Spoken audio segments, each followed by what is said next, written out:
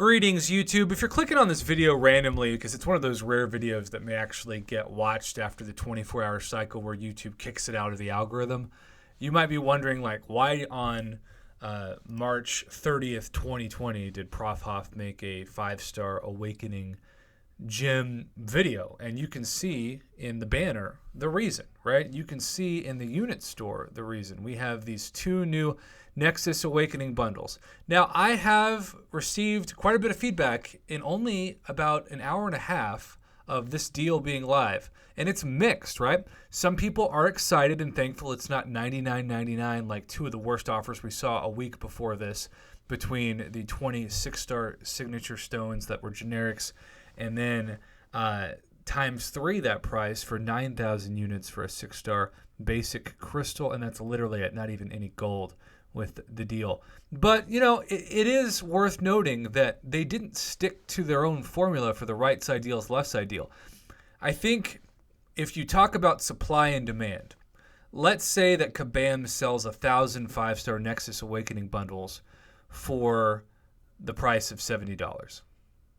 Well, if they took it down to $50, they might sell 2,000 and actually make more money. But there are a lot of people who are on the fence because they're kind of like me and they've got multiple class-based 5-star Awakening gems still in their inventory, including maybe even a generic.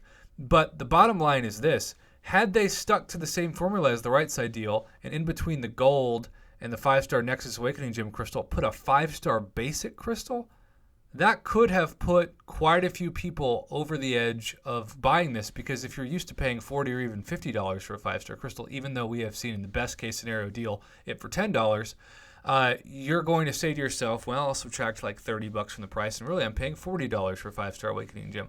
But because the emphasis is just on that gem itself, what you're mainly paying for, if you don't think about the gem, is the gold. And there are some people who are so desperate for gold that 1,000,000 gold for $70 is the make or break deal for them, and I get that. But had there been a 5-star basic crystal in between there, it would have been better. But that is not why you clicked on this video.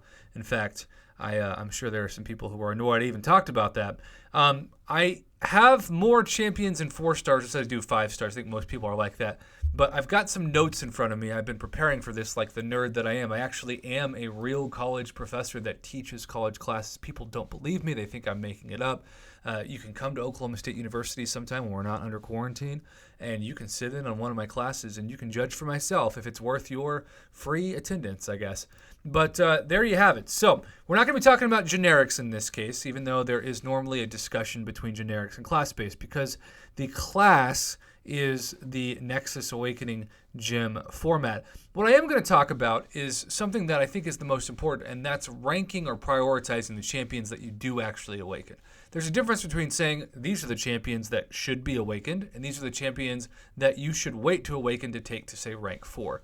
I'm going to talk about a huge difference between, say, well, technically Mr. Fantastic could use an Awakening gem, but you're going to take up Mr. Fantastic before you take up Thing, or even, for that matter, Human Torch, if we're sticking with the Fantastic Four discussion. So we're going to start with science. And I got to say, when it comes to Awakening, at the top of my list, I still got Void. I do. Now, there are champions that are right underneath him in terms of priority, specifically Human Torch. I think I've seen a big difference from people who choose to take up their She-Hulk. You can see mine is rank 3. Speaking of beta test people, right? Spider-Gwen is up there. Luke Cage is such an underrated champion. He's like the Corvus of the science class, because that opening indestructible and that recurring indestructible can save you from being wrecked by a special 3 when the fight starts if you haven't been taking a hit. And I've seen that save multiple of my alliance mates that used to fight that really, really annoying Hyperion in map 5 of Alliance Quest. But in terms of if I was to choose this, I would either need or want a Void. I would either need or want a Human Torch, specifically if you're thinking about the Abyss. Thing is somebody that doesn't need to be awakened, but if you're already planning on taking him up, why not? And that really limits my discussion for this class. I don't want this video to be super long, and most of these champions are fine, but they don't take The choice of the Nexus is so important because you're kicking out 2 of the other classes. And if you don't care about the champions I just named, don't choose the Science Gym. So let's go to skill now. Now, just like with Science, I think there are certain priorities. I know some people who love Night Thrasher, right? Who think that he is amazing and should be awakened. I'm not denying that he should be awakened, but I wouldn't take him to rank 4 before I would even take Killmonger to rank 4. And I have seen so much hype, even though I don't have her currently as a 5-star, for Squirrel Girl, that I would definitely take up Squirrel Girl before. And for that matter, also Stealth Spidey. The champion that truly deserves recognition is a champion that I get asked the most. And by the way, I would be really much of an idiot if I don't go back and say real quick that Captain America Infinity War is number 2 on the list of Awakened Science Champions. I don't know how on my list of notes I missed that, but we're just going to talk about Void and Captain America Infinity War are the top 2 must awakens for the Science Gym. If you don't have them, yeah, you can awaken Human Torch, yeah, you can awaken She-Hulk, but if that's not one of your 2 top lists, I would not choose a Science Gym, especially if you're waiting. Okay, so back to this. Yeah, Stealth Spidey and Squirrel Girl are probably the top 2 on the list, but the questions I always get asked are between 3 skill champions, Aegon, Blade, and Nick Fury. And I usually say choose Nick Fury or Blade over Aegon because Aegon is still pretty limited in terms of the content that you bring him in for. You're not going to bring in Aegon for Alliance Quest or Alliance War. You're going to bring him in for Labyrinth of Legends and for the Abyss and maybe for some, say, Act 5, Act 6 mainly.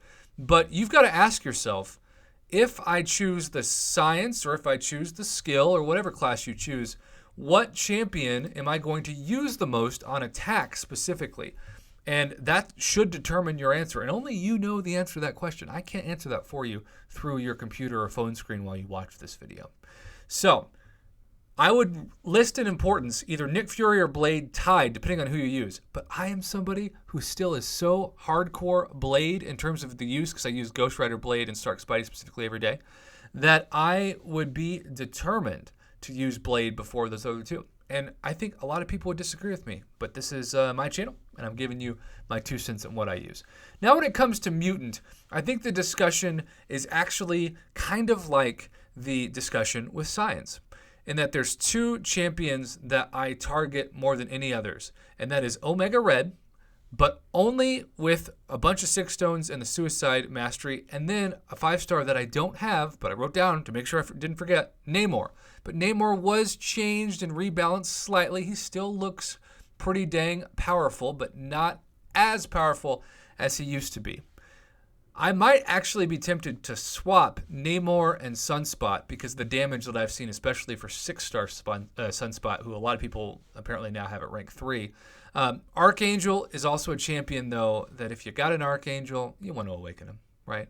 I wish I could say at this point in March of 2020 that we had a 5-star Wolverine to awaken because he would certainly be on my list, but he doesn't exist at this point in the game. There are some honorable mentions. I know people who use Havoc and say they loved and awaken Havoc. Colossus is definitely up there with the post-beta, but even Old Man Logan. But Old Man Logan before Sunspot or Omega Red or Namor or Archangel even or Colossus? No, not at all. So there you go there. We're going to move to the Cosmic as we continue this. And I really think in terms of Cosmic, my ultimate love, my favorite, most well-rounded champion in the game, someone that is almost being ignored by some people at this point because he's kind of old, is Hyperion. And even though 5-star Hyperion doesn't need to be awakened, check out this SIG 200 ability. 75.03% increased buff duration. That's incredible. I mean, you can stack Furies for days. So if you've got a hype and he's not awakened and you have some 6 stones to throw in especially, I'd choose that Cosmic for sure. Now, there are people who are close to this discussion, but not as high on my level. Medusa, obviously, but in terms of being like a war boss, I haven't done war in a long time, but I've been told that Medusa is not the most common boss anymore. Maybe that's not right. If you care about Prestige, we're going to talk about Silver Surfer, but I don't care about Prestige. There are champions that don't need to be awakened, but can still be helpful, like Venom the Duck and Venom for that matter. Cole Obsidian probably falls in that list. You think about certain champions that people talk about traditionally like Proxima Midnight, but I don't think Proxima Midnight at this point is going to get the rank up the other champions are. So I'm going to put her at the very bottom of this discussion with Silver Surfer for that matter. And even 5-star OG Thor, why would you do it over Captain Marvel movie? The champion that I have had vehement disagreements about in the Cosmic class, because I think most people would say he doesn't need a generic gem, but I used my generic and I am so freaking thankful, is Corvus. I don't see why people sleep on the need to awaken Corvus. His awaken ability literally saves you units and revives, and you pair this with like the Heimdall synergy, the Hela synergy, and you can just save yourself so much time. And it's so cool when you think, I should have been knocked out, and yet I'm still fighting, especially if I'm fighting somebody really annoying like Electro. So Cosmic class-wise, Corvus is high on my list. Corvus and Hyperion actually share that top spot for me. Might just be me, but again, my channel, might as well give you my info.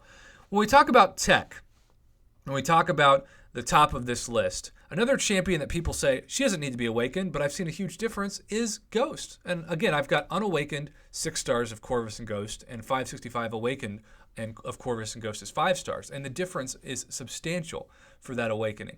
I also have to say that in terms of tech, we've got a lot of honorable mentions for people who are right up there. Stark Spidey, I still put as a huge improvement when awakened, even though he kind of gets overlooked. Star-Lord traditionally was the person that had to be awakened, and I still think he has to be awakened, but I don't know as many people who use him now as they did, especially like 3 or 4 years ago.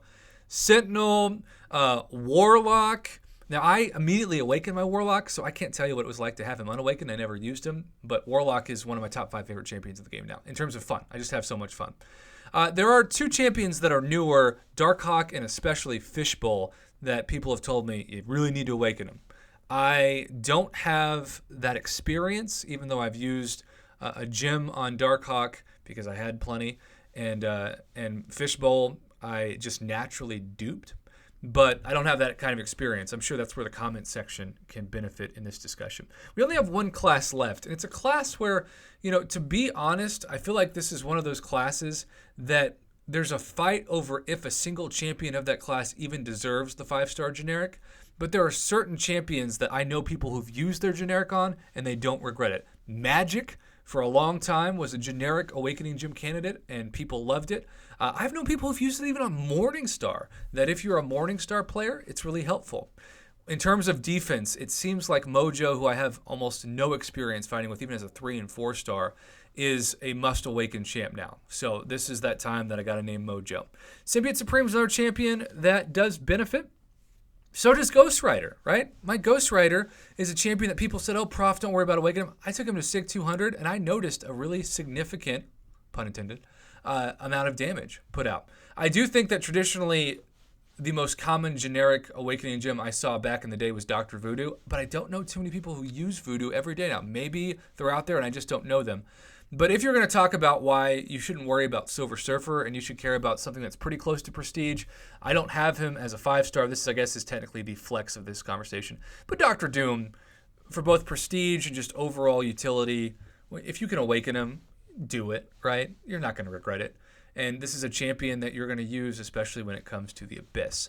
So I know that this was really quick, right? There are some champions I didn't have time to really touch on in each of the classes, but we're already at over 13 minutes, and that's a lot longer of a video than usual. And the longer the video goes, the more uncomfortable I get when I put it on YouTube, because I just think, Prof Hoff, your champions, your channel is okay, but, there are a lot of other channels out there. Like, would I listen to 15 minutes of Seaton or Brian Grant, or even for that matter, Legacy, Rich the Man, over 15 minutes of me? Dork lessons? Yeah, I would.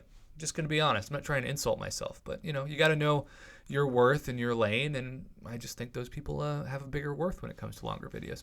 And so it's with that being said that I'm going to end this video and say thanks for watching. I hope that this helps your crusade if you choose to get this item today, if you're watching this today. But you need to prioritize who you're going to use every day, who you bring into war attack or quest attack or just overall questing, and that's the class that you target. And if there is a class you target and you really, really want a champion, but you don't have them yet, you got to be patient. You got to save that gem for when you get Doctor Doom. You got to save that gem for when you get even Void or Captain America Infinity War or Human Torch, if that's who you're targeting. But you don't want to spend a good chunk of money. And even in America, before you do conversion rates and tax like you would in Canada or Brazil, you want to be able to not waste it. And so impatience is the worst part of this game. It's where people get into trouble. And so that's why I wanted to end this video with that warning. Again, thanks for watching. Have a good one.